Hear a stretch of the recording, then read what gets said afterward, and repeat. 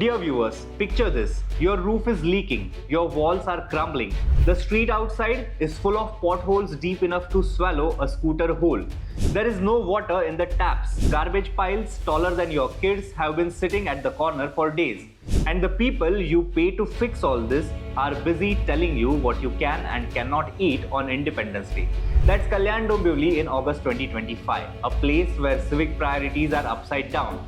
And the Kalyan-Dombivli Municipal Corporation KDMC thinks banning meat for a day is more urgent than fixing roads, clearing garbage, or making sure residents have drinking water.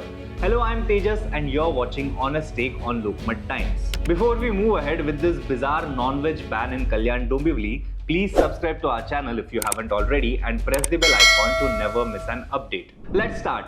On August 10th, KDMC issued an order shutting down all slaughterhouses and licensed butcher shops from midnight on August 14th to midnight on August 15th. Goat, chicken, mutton, everything off the shelves for 24 hours. Deputy Commissioner Kanchan Gayakwad signed the order under the Maharashtra Municipal Corporation Act of 1949, warning of legal action for anyone who ignored it. Their reasoning, they have been doing it since 1988. That's right. A dusty administrative decision from nearly 4 decades ago is suddenly the most important thing they can enforce in 2025. The backlash was instant. NCP SP MLA Jitendra Wad blasted the order, saying that on the very day we celebrate freedom, KDMC was taking away people's freedom to eat what they want. Who are you to decide? Is it your father's state? He asked, even promising a mutton party on Independence Day to make the point. Shiv Sena UBT leader Aditya Thackeray demanded the suspension of the KDMC commissioner, asking bluntly who the commissioner was to dictate people's food choices. NCP MP Suresh Mhatre pointed out that for coastal communities like the Agri Kori, non-vegetarian food is more than just a preference, it's part of their culture. The city's butcher community called the move authoritarian and warned that it meant an entire day's loss of earnings for them. But here is the part that really sticks. KDMC can move at lightning speed to enforce a meat ban, but the same urgency disappears when it comes to actual civic work. The roads in Kalyan-Dombivli are a nightmare. The Bhiwandi-Wada road is so full of craters, it's practically off-road terrain. Accidents caused by potholes have led to traffic jams that last for hours.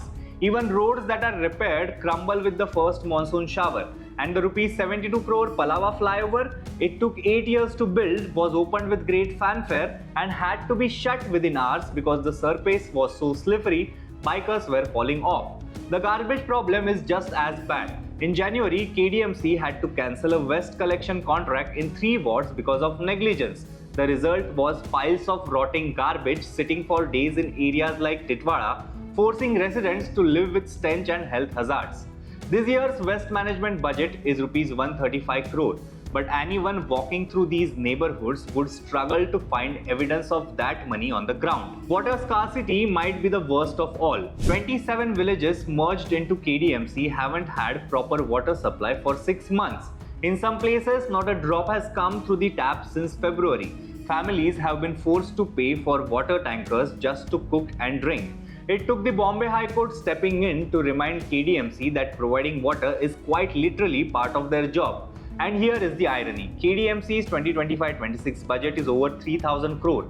They have set aside Rs 3 crore for AI robotics labs in schools, Rs 16 crore for an Ambedkar statue and knowledge center, and 63 crore for new roads that, if history is any guide, won't survive a monsoon. But the basic expectations, safe roads, clean streets, running water, remain unmet.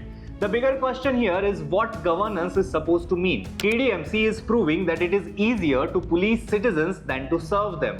It's easier to dig up an old resolution than to fix a leaking pipeline. It's easier to control the food on your plate than to control corruption in civic contracts. Yes, there are constitutional questions. The right to choose your food is part of the right to life and personal liberty. But beyond the law, there is simple truth. A civic body exists to improve people's quality of life, not micromanage it. And so we reach the Independence Day irony. On the day we celebrate freedom, KDMC wants to limit it. They'll tell you it's tradition, but tradition doesn't fix roads, fill water tanks or clear garbage piles. The freedom people want this August 15 isn't just the right to eat what they choose. It's the freedom to live in a city where governance means action, not interference. Where a 72 crore flyover can't survive a day, but a 37-year-old food ban is alive and well. If KDMC really wants to honor Independence Day, it should start by freeing Kalyan-Dombivli from the dairy tyranny of broken infrastructure, civic apathy, and administrative arrogance. Because governance isn't about controlling your plate, it's about fixing your city. That's all for Honest Take on this episode. Please keep watching Lokmat Times for more such stories.